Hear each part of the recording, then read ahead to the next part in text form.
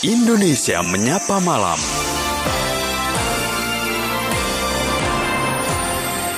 Selamat malam pendengar, apa kabar Anda semuanya di malam hari ini? Mudah-mudahan Anda semuanya sehat dan senang sekali dapat menjumpai Anda dalam Indonesia Menyapa Malam untuk hari Sabtu 25 Maret 2023. Kami telah menyiapkan beragam informasi dan juga tema perbincangan yang akan kami hadirkan dalam malam hari ini. Ke ruang dengar Anda tentunya, di antaranya nanti kami akan ajak Anda menuju ke Perancis, melihat situasi terkini pengunjuk rasa yang memprotes kebijakan pemerintah terkait dengan reformasi usia pensiun. Indonesia Menyapa Malam. Pendengar Pro 3 dan juga pemirsa RRI Net, unjuk rasa di Perancis menentang reformasi pensiun yang merupakan kebijakan dari pemerintah. Dikabarkan pada 24 Maret 2023, sekitar 25.000 orang turun ke jalan-jalan di seluruh Perancis untuk menentang rencana pemerintah yang akan memperketat syarat pensiun dan mengurangi manfaat yang diterima oleh para pensiunan. Dan untuk mengetahui apa yang menjadi alasan pemerintah Perancis untuk mengusulkan reformasi pensiun tersebut dan bagaimana sebenarnya dampak dari reformasi pensiun terhadap kehidupan para pekerja yang saat ini disampaikan melalui aspirasi ataupun penyampaian pendapat. Kami akan hadirkan perbincangan malam hari ini bersama dengan Duta Besar Republik Indonesia untuk Perancis, Muhammad Umar.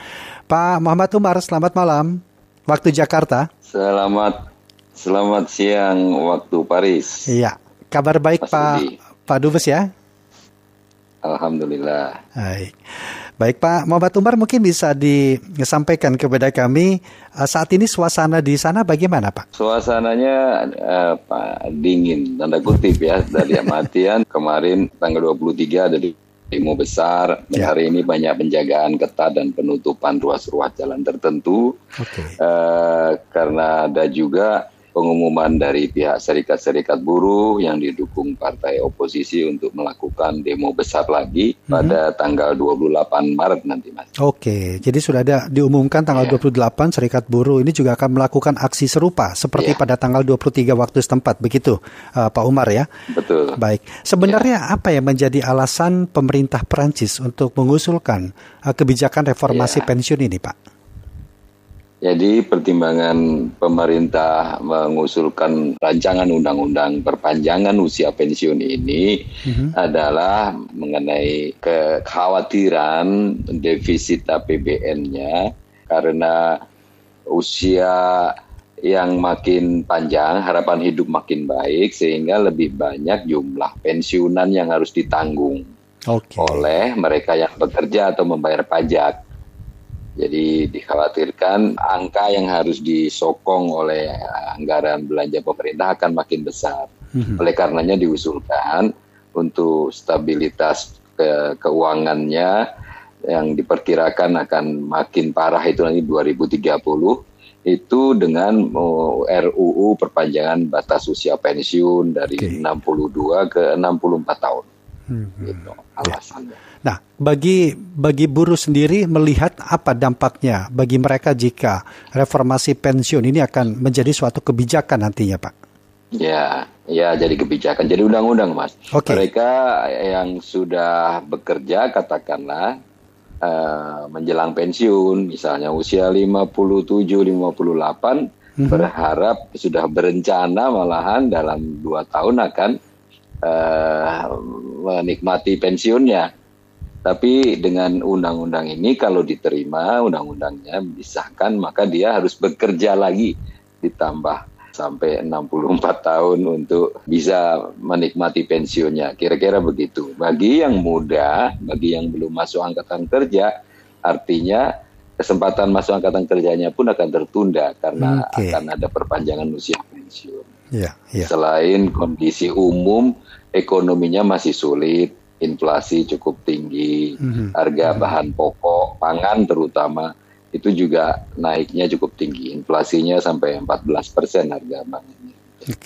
Nah, bagaimana Bapak melihat pemerintah Perancis untuk merespon pengunjuk rasa yang menentang dengan usulan tersebut, Pak? Iya, unjuk rasa ini sudah yang ke-9 kali tanggal 23 kemarin.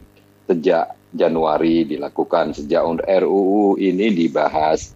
Dan selama tidak ada tindakan anarkis, memang pihak aparat di Prancis tidak melakukan tindakan apa-apa kecuali penjagaan saja. Yang terakhir tanggal 23 memang beberapa tindakan anarkis, penyerangan ke pihak aparat, juga pembakaran. Kebetulan yang tersedia itu sampah-sampah yang tidak diangkut karena tenaga kerjanya mogok, itu juga dibakar, dilempar ke tengah jalan. Jadi tindakan itu dianggap anarkis, sehingga terakhir cukup banyak yang ditahan juga, ada lebih 450 orang, serta juga dilaporkan oleh Kementerian Dalam Negerinya ada 400-an polisi yang cedera dalam menangani demo tanggal 23 kemarin. Ya, tadi kan Pak Dubes juga sempat menyinggung mengenai kesempatan bekerja bagi angkatan kerja muda. Nah, ini apakah sudah disuarakan juga bahwa mereka khawatir akan sedikit mendapatkan kesempatan? Bagaimana? Sudah, Mas, sudah. Jadi memang berbagai tuntutan itu muncul kira-kira bersama lah, menyatu ya dari para pengunjuk rasa ini. Termasuk juga tentunya ada tuntutan dari sebagian kelompok atau asosiasi pekerja itu mengenai jaminan pensiunnya tetap dibiarkan ya pada nilai yang dijanjikan 75% dari penghasilan yang diterima saat mereka aktif, dan juga mereka mengharapkan tingkatan uang pensiun itu setidaknya sama dengan upah minimum yang diterima orang yang bekerja.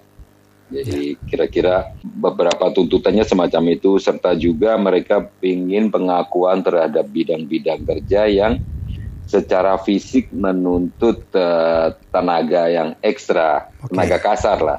Itu tidak mau dipaksakan untuk pensiun lebih lama lagi gitu. Atau bahkan menuntut pensiun lebih awal. Pak Dubes, dengan adanya antisipasi ini, penanganan pemerintah, apakah ini juga menutup mobilitas masyarakat? Lantas apakah juga ada kabar bagaimana kondisi warga negara kita dengan adanya peristiwa ini, Pak? Iya, yang terdampak yang nomor satu memang yang sering disebut di mana-mana sampah yang menumpuk sudah lebih dari 2 minggu. Kemudian angkutan umum yang sebagian melakukan pemogokan juga tenaganya. Ada tram, ada metro bawah tanah, juga ada bus-bus untuk jurusan tertentu.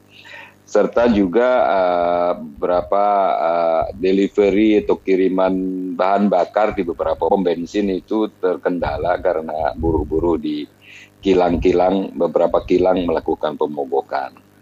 Untuk WNI, alhamdulillah dari pemantauan hotline, laporan telepon KBRI maupun email dan medsos kami pantau masih tidak ada yang menjadi korban dari pemogokan ini. Kami juga dari KBRI terus memberikan himbauan-himbauan, mengingatkan, misalnya ketika kami ketahui ada pengumuman rencana demo, kami minta untuk waspada dan menjauhi area-area tersebut. Termasuk untuk tanggal 28 mendatang ini juga sudah dinotis ya Pak ya, untuk WNI kita ya? Sudah kami buat semacam pengumuman dan himbauan, juga melalui kontak-kontak kelompok-kelompok masyarakat yang tersebar di beberapa kota di Prancis. Baik. Pak Muhammad Umar, terima kasih banyak sudah bersedia memberikan informasi bersama dengan Pro 3 RRI pada malam hari ini waktu Jakarta. Sehat selalu Pak, selamat kembali beraktivitas. Selamat menjalankan ibadah Ramadan Pak. Terima kasih Mas Rudi, selamat Ramadan juga. Semoga semuanya mendapat berkah dan sehat selalu. Amin. Terima kasih Pak Dubes. Selamat malam.